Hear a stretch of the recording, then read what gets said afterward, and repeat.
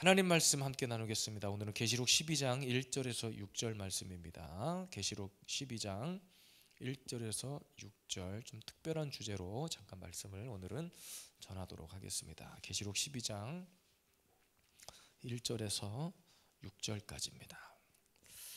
우리 다 같이 하나님 말씀 받겠습니다. 하늘에 큰 이적이 보이니 해를 옷 입은 한 여자가 있는데 그 발 아래에는 달이 있고 그 머리에는 12별의 관을 썼더라. 이 여자가 아이를 베어 해산하게 되매 아파서 애를 쓰며 부르짖더라. 하늘에 또 다른 이적이 보이니 보라, 한 큰 붉은 용이 있어 머리가 7이요 뿔이 10이라. 그 여러 머리에 7 왕관이 있는데 그 꼬리가 하늘의 별 3분의 1을 끌어다가 땅에 던지더라. 용이 해산하려는 여자 앞에서 그가 해산하면 그 아이를 삼키고자 하더니 여자가 아들을 낳으니 이는 장차 철장으로 만국을 다스릴 남자라. 그 아이를 하나님 앞과 그 보좌 앞으로 올라가더라. 그 여자가 광야로 도망하며 거기서 1260일 동안 그를 양육하기 위하여 하나님께서 예비하신 곳이 있더라. 아멘. 주님이 기뻐하시는 교회, 이런 주제로 잠시 계시록의 말씀을 가지고 하나님의 말씀을 전하겠습니다. 올 초에도 아마 주님이 기뻐하시는 교회, 이런 제목으로 계시록 3장 말씀을 가지고 제가 설교한 바가 있습니다. 그때는 우리 아시아의 7교회, 특별히 빌라델비아 교회의 모습을 함께 살펴봤는데, 오늘은 특별히 본문을 통해서 주님이 기뻐하시는 마지막 이 종말의 시대의 교회는 어떤 모습인가. 여러분, 교회는 두 가지입니다. 항상 영적으로 교회는 두 가지 모습의 형태를 가집니다. 첫째는 우리가 하나님 앞에 구원받은 성도들이 모여있는 이 공동체, 그러니까 성경 어디에도 건물이 교회라고 말한 적이 없다고 그랬죠. 그래서 우리가 모여 예배하는 이 공동체가 또 하나의 교회예요. 또 하나는 저와 여러분들 각각의 한 사람 한 사람이 하나님의 택한 교회다. 우리는 이미 구원받았기 때문에 하나님의 구원받은 역사에 참여하고 있기 때문에 오늘도 저와 여러분들이 이 땅에 사는 동안 어떤 사명을 감당해야 되느냐? 교회로서의 사명을 감당해야 되는 거예요. 특별히 종말의 때 우리가 공부했지만 오늘 본문에 나오는 해를 입은 여자의 모습도 영적으로 교회의 모습이라고 했습니다. 마지막 종말의 시대에 끼어있는 참 교회, 하나님이 기뻐하신, 오늘도 우리가 찬양으로 고백했죠. 내가 원하는 한 가지, 주님의 기쁨이 되기 원하는 것. 주님이 기뻐하시는 교회의 참 모습, 마지막 종말 시대에 그러한 교회의 모형이 무엇이냐? 오늘 본문에 해 입은 여자의 모습입니다. 어쨌든 여러분, 이 해를 입은 여자의 모습, 이 교회의 모습을 통해서 이 시대에 수많은 이단들이 나오기도 합니다. 왜? 상징 때문에 그렇겠죠.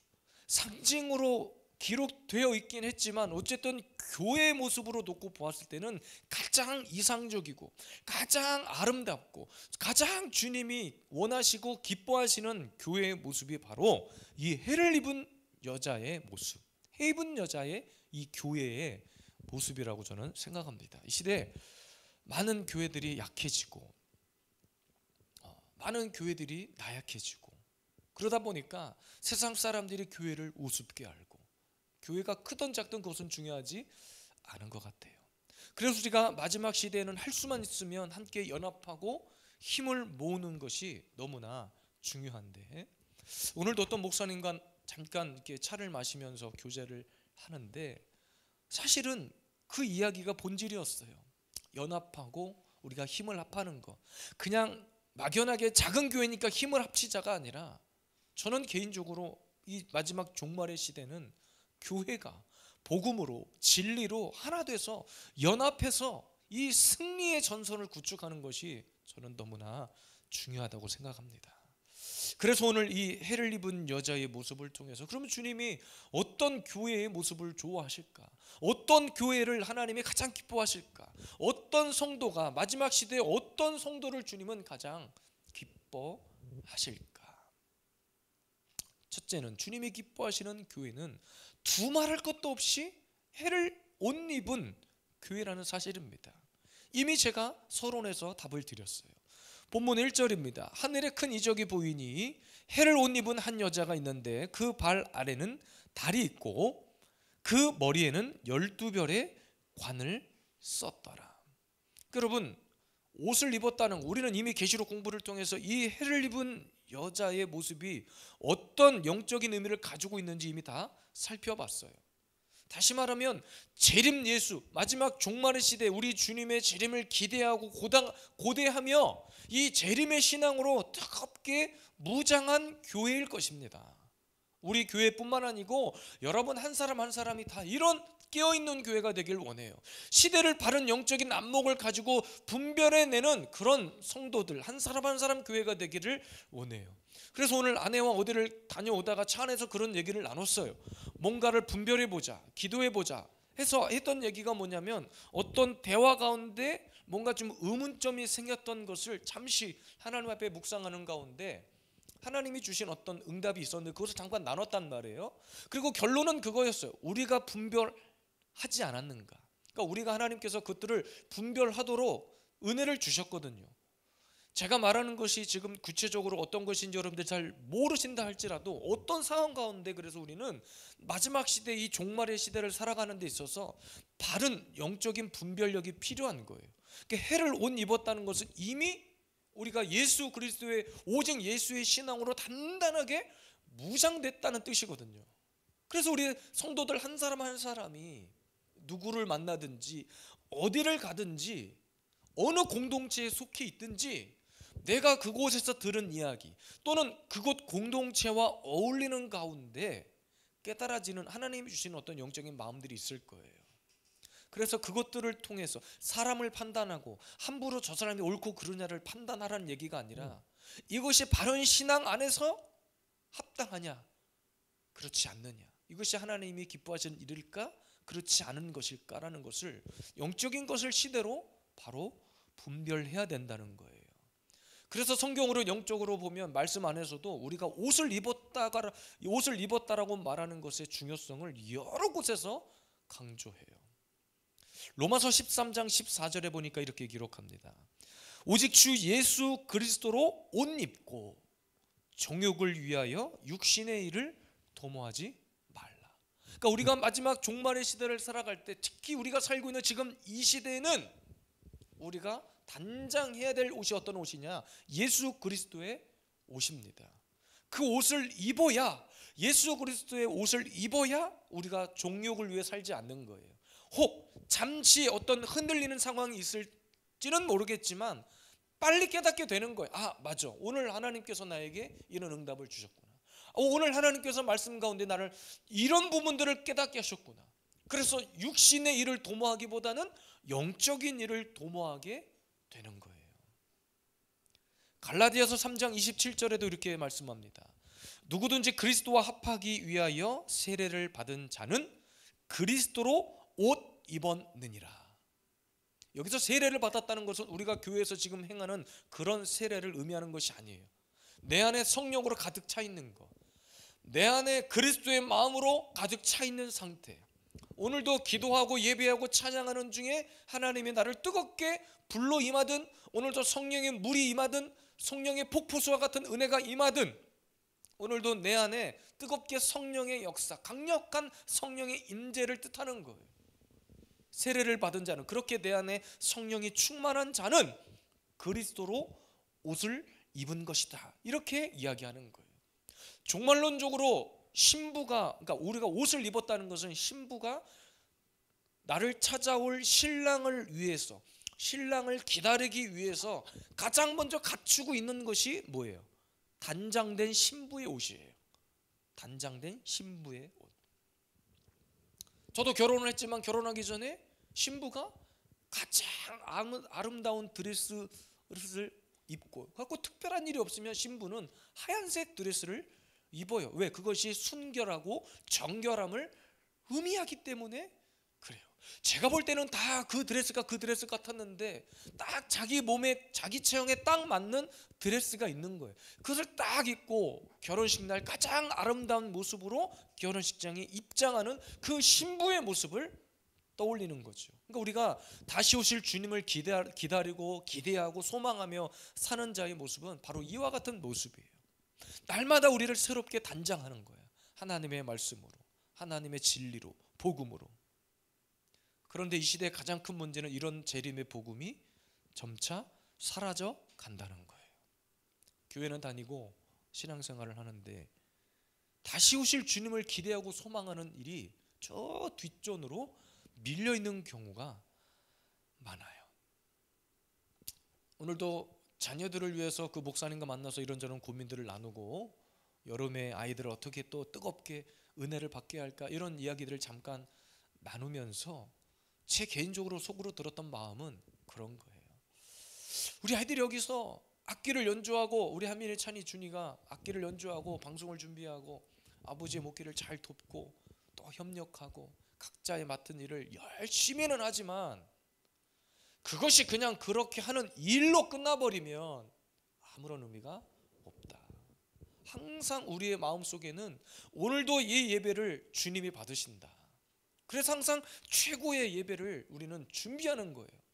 그렇지만 그것이 그냥 내가 악기를 한번 연주하는 것으로, 내가 한번 앞에서 찬양을 인도한 것으로, 내가 아름답게 방송을 준비하고 꾸민 것으로 끝나면 안 돼요.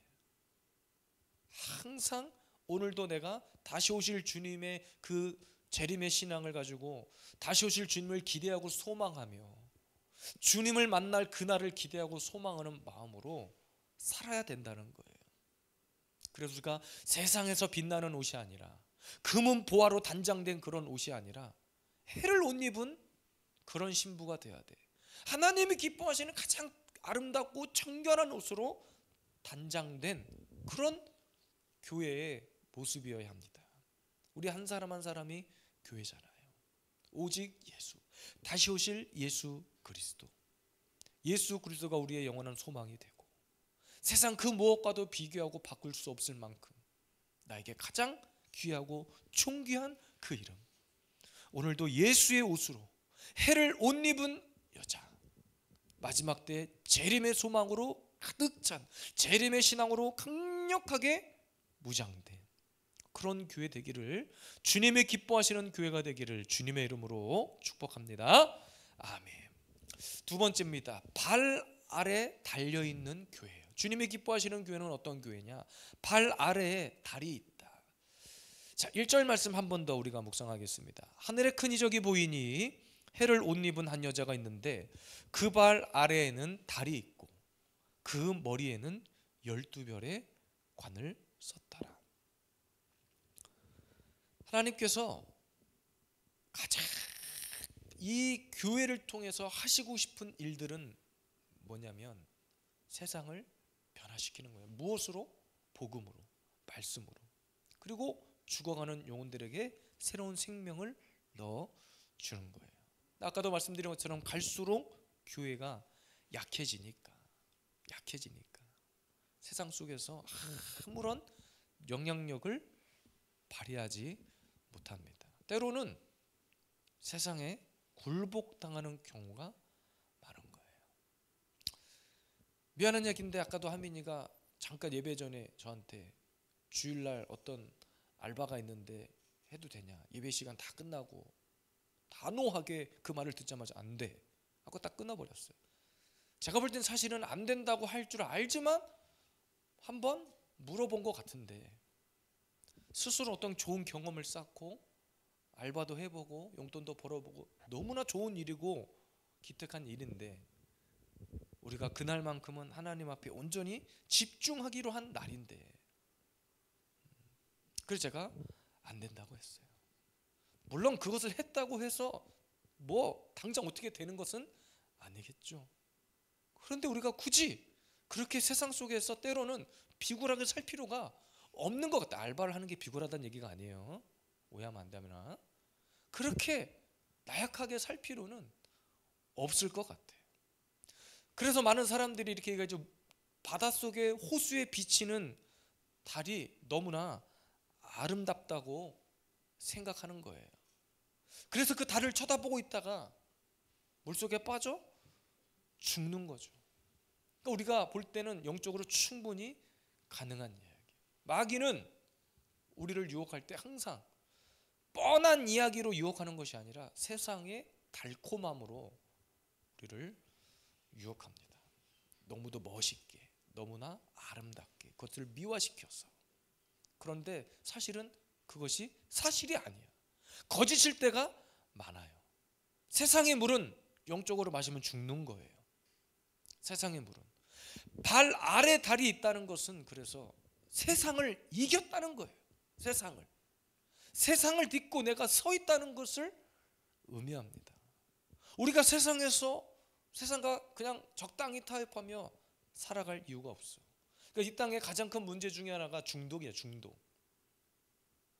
죽는 것도 때로는 중독이야. 올해 2025년도가 밝은 지 얼마 되지도 않았는데 최근에도 어제 그제였죠. 이름만 대면 알만한 국회의원이 자살을 했어요. 자살을 했어. 유명한 연예인은 두말할 것도 없고, 뭐 우리나라는 대통령도 자살을 한 나라니까. 저는 과연 이 시대에 그래서 우리가 무엇을 우리 자녀들에게 도대체 어떤 것을 이 세상은 좋은 곳이야라고 가르칠 것이 단 한 구절이 없다는 거예요. 단 한 구절이. 그래서 사람이 이렇게 죽었는데 그것이 언론에 대서특필되고 그것을 아무런 필터링 없이 우리 자녀들 세대가 그냥 그것들을 다 눈으로 볼 수 있는 시대가 됐어요. 우리나라의 포털 인터넷에서 검색하는데 검색어 상위 랭킹에 있는 검색어 단어가 자살이에요. 자살. 중독입니다. 중독. 마약 두말할 것도 없어요. 우리는 그 어떤 경우에라도 세상의 물을 마시면 죽는 거예요. 우리는 언제든지 하나님께서 발 아래에 달을 딛고 서 있을 만큼 하나님께서 우리를 세상을 이기고 세상을 딛고 서서 내 발 아래에서, 그러니까 창세기에서도 하나님께서 인간을 창조하신 뒤에 하셨던 지상 최대의 명령은 다스려라였어요. 다스려라. 그런데 다스리기는커녕 우리가 세상에 눌려서 세상에 억눌려서 세상 속에서 너무나 비굴하게 살아가는 모습들이 많다는 거예요. 그러니까 우리가 계시록을 공부하고 있지만 계시록의 역사는 승리의 역사예요. 계시록의 결말은 새로운 생명, 새로운 창조, 새로운 하나님의 영역이 우리에게 그려지고 있다는 거예요. 그래서 계시록을 보면 계시록 15장에도 똑같은 바다가 나오는데 어떤 바다냐면 불이 섞인 유리 바닷가에. 근데 그 불이 섞인 유리 바닷가에 서 있는 자들이 나오거든요. 그들이 어떤 사람이냐면 짐승과 그의 우상과 그의 이름의 수를 이기고 벗어난 자들이라는 거예요. 그리고 그들이 부르는 노래는 모세의 노래고 어린 양의 노래였다. 우리가 다 공부한 바가 있습니다. 여러분, 종말이 되면 명확하게 드러나는데 악한 것은 그 악함이 더 구체적으로 드러나겠는데 저와 여러분들은 반대로 마지막 시대가 되면 될수록 우리의 신앙의 노선이 더 분명하게, 더 뚜렷하게 드러나야 할 줄로 믿습니다. 양다리에 걸치는 인생은 결코 하나님 앞에 설 수가 없어요. 우리가 도대체 무엇을 섬길지를 명확하게 구별해야 된다는 거예요. 그러니까 성경은, 특별히 사도 바울은 이 시대에 그 우상이 무엇인지를 성경에 정확하게 기록하고 있는데 우리가 잘 아는 말씀이에요. 골로새서 3장 5절에서 6절 말씀.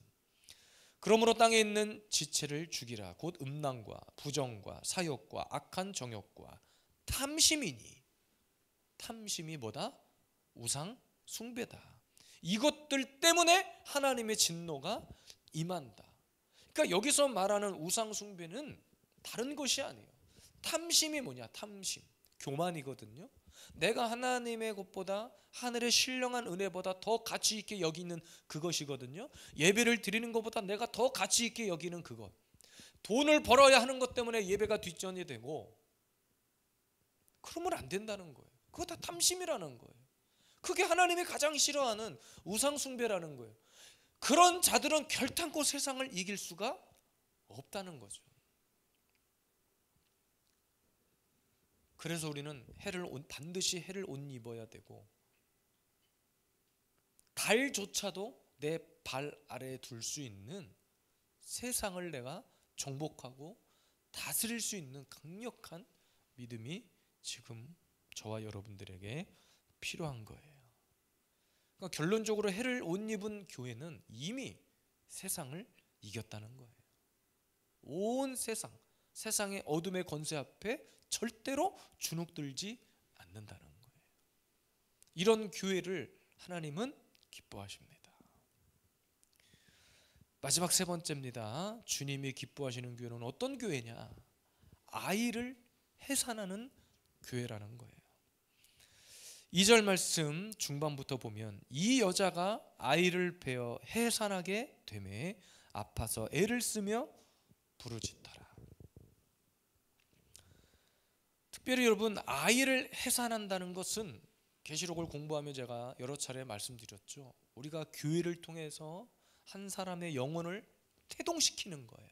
한 생명을 우리가 구해내는 것과 같은 거예요. 오늘 복음적으로 영적으로 더 깊이 적용해 보면 하나님은 어떤 교회를 마지막 때 더 기뻐하시고 하나님께서 아름답게 여기시는가? 하나님의 사람을, 하나님의 일꾼을 세워가는 교회입니다. 우리 예수비전 세움교회를 통해서 하나님이 가장 기뻐하시는 일이 뭐냐? 이곳에서 사람이 세워지는 거예요. 이곳에서 한 가정이 회복되는 거예요. 이곳에서 상처받은 영혼들도 이곳에 와서 예배할 때 기쁨이 회복되고 그 영혼에 새로운 생명이 공급되어지는 거. 오늘도 예배 전에 주일날 오셨던 저 뒤에 앉아 계셨던 어떤 다른 교회 권사님이신데, 강남병원에 이제 와 계신데, 느닷없이 예배 전에 저 이 방 안에 아내랑 있는데 음료수를 이만큼 한 박스를 사갖고 오셨더라고요. 우리가 누군지 모르고 갑자기 밖에 있던 우리 아이가 인사하고 이렇게 그냥 헤어지길래 요 위에 상가에 계신 분이 잠깐 왔나 보다 했어요. 막 쫓아 올라가니까 아무도 안 계셔. 그래서 어찌저찌 수소문해서 그분인 거를 알았어요. 전화로 아내가 인사를 드리고 했어요.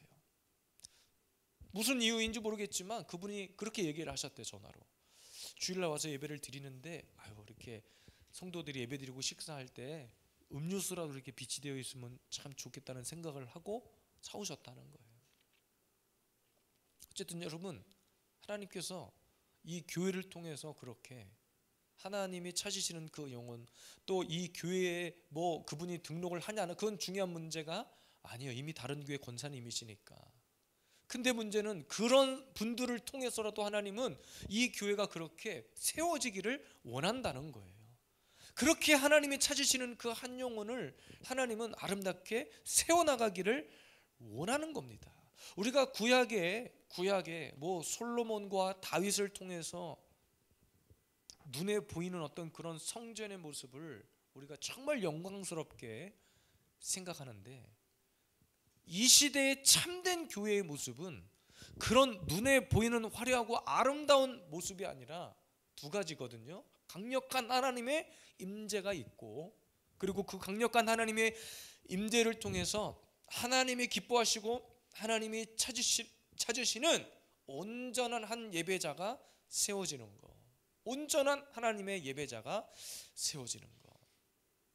그래서 마지막 때 진짜로 우리가 애쓰고 힘써야 될 것은 교회를 통해서 한 영혼이 태동되는 거예요. 근데 그러기 위해서 뒤따르는 것이 있어요. 고통입니다. 아이를 베어 해산하는데 아파서 애를 쓰며 부르짖었다. 여러 번 설명드렸죠. 한 영혼이 그렇게 세워지기까지는 우리가 함께 눈물 흘려야 할 시간들이 필요해요. 우리가 함께 그 일을 위해 힘을 모아 하나님 앞에 엎드려야 될 시기가 필요한 거예요. 우리가 성전을 이전을 준비하고 있고 많은 어떤 기도 제목을 가지고 우리 예수비전 세움교회가 달려가고 있지만, 우리 모두가 함께 이 일을 위해서 함께 아파하고 함께 애를 쓰고 함께 부르짖고 하는 일들이 필요해요. 그렇게 해서 이곳에서 한 가정이, 한 영혼이 세워지는 거예요. 그러니까 마지막 때 이 종말의 시대에 영적인 싸움 중에 하나는 어떤 사람을 교회에서 일꾼으로 세울 수 있는가, 어떤 사람을 하나님이 찾으시고 어떤 사람을 세울 때 하나님이 가장 기뻐하시는가. 우리 교회는 특별히 세움 교회잖아요. 하나님께서 목사를 통해서 사람을 세우자, 어떤 훈련의 결과일 수도 있지만 반드시 하나님은 이 교회를 통해서 그런 소명을 주셨기 때문에 반드시 우리가 이 교회와 저와 여러분들이 힘을 합하여 하나님이 기뻐하시는 그 한 영혼이 반드시 세워져야 할 줄로 믿습니다. 그래서 여러분, 우리 교회 공동체가 저는 너무나 중요한 거예요. 기도하는 한 사람이 너무나 중요한 거고, 이곳에 기도의 불이 꺼지는 것이 그만큼 위험하다는 것을 저는 이야기하고 있는 거예요. 오늘 본문에 아파서 애를 쓰고 부르짖었다. 한 영혼을 위해서 우리가 그 정도 영적인 각오를 할 수 있어야 된다는 거예요. 말이 전도지, 지금까지 우리가 이곳에 와가지고 전도지 뿌린 것만 하면 벌써 수천 장 뿌렸을 겁니다. 수많은 사람들을 만났습니다. 오늘도 어디 이동하면서 아내와 차 안에서 그런 얘기를 했단 말이죠. 누가 오든지 간에 그 사람이 신천지나 이단이어서 교회를 회방하려고 온 것이 아닌 이상은 우리가 어떤 목적을 가지고 왔든 우리가 그 영혼에게 사랑을 쏟아붓자. 뭐 설사 잠깐 왔다가는 인연일지라도 하나님이 뜻하신 바 있어서 오게 하셨을 거고, 보게 하셨을 거고, 듣게 하셨을 테니. 하나님의 역사는 우리의 생각과 다르기 때문에 우리가 생각하고 계획한 대로 하나님이 움직이시는 분이 아니라 하나님은 하나님의 계획대로 움직이시는 분이기 때문에, 그래서 여러분, 우리는 한 사람을 세우고 가정을 세우고 자녀를 세우고 함께 연합해서 진짜 마지막 때 교회가 교회다운 모습으로 세상 앞에 무너지지 않고 손가락질 당하지 않고 아름답게 세워지는 교회가 되어야 할 줄로 믿습니다. 끝으로 종말의 시대 마지막 때 우리가 계시록을 공부하는 거 너무나 중요하죠. 종말론을 바로 알고 깨닫는 거 너무나 중요합니다. 근데 그것보다 더 중요한 것이 있다면 우리가 하나님의 말씀으로 시대를 바로 분별해내는 것 같아요. 말씀을 많이 봤으니까, 기도를 내가 10시간 20시간 했으니까가 아니라 그렇게 말씀으로 기도로 무장한 것을 가지고 우리가 세상에서 어떻게 살아내느냐가 정말 중요한 것 같습니다. 그래서 이번 여름 캠프를 준비하며 목사님들하고 그런 얘기를 나눴거든요. 이번에는 말씀이 중심이 되는 캠프가 되어야 될 것 같다. 그래서 성경 퀴즈를 하던 것도 성경 퀴즈가 아니라 말씀을 암송해서 말씀을 계속 아이들에게 새겨주고 그것으로 아이들 장학금으로 격려를 하고 이런 계획들을 세운 거예요. 그래서 그 어느 때보다 풍성한 장학금을 준비하고 아이들의 그 말씀이 한 구절이라도 가슴에 새겨줄 수 있도록 이번에 여름에는 그렇게 말씀 암송 캠프를 하자. 그래서 이번 여름 캠프 주제도 말씀이에요. 말씀대로 살아가는 인생이에요. 말씀대로 살아가는 인생. 끝까지 우리 교회는 말씀이기를 원합니다. 주님이 기뻐하시는 교회, 그리고 여러분 한 사람 한 사람이 가장 소중한 교회가 되길 바라고, 세상에서 빛나는 영광스러운 그런 인생이 아니라 주님이 기뻐하시는, 주님이 인정하시는, 주님이 그래 너 정도면 됐다라고 인정하실 만한 그런 아름다운 교회가 될 수 있기를 주님의 이름으로 축복합니다.